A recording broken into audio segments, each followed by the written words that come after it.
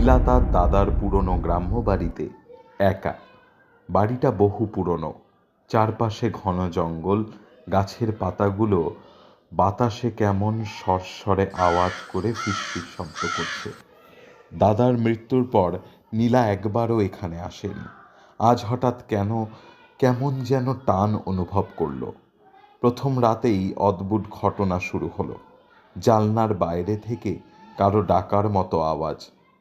নীলা জানালার কাছে গিয়ে দেখল একটা ছায়ামূর্তি দাঁড়িয়ে।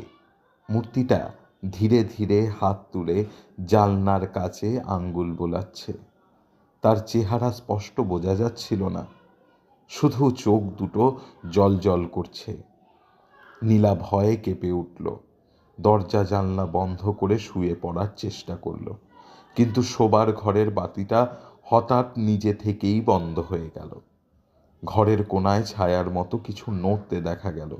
নীলা সাহস করে বলল, কে সেখানে?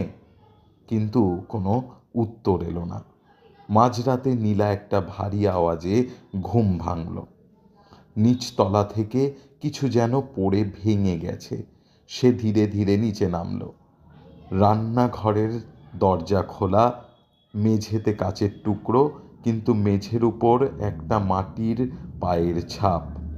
পায়ের ছাপগুলো বাড়ির ভেতর থেকে বাইরে যাওয়ার নয়, বরং বাড়ির বাইরে থেকে ভেতরে আসার। নীলা চিৎকার করে কিন্তু আওয়াজ পেল না। হঠাৎ পিছন থেকে কারোর নিঃশ্বাস ফেলার শব্দ শুনল। ফিরে তাকিয়ে দেখল সেই ছায়ামূর্তি, আবার আরো কাছে। মূর্তিটা মুখ খুলল।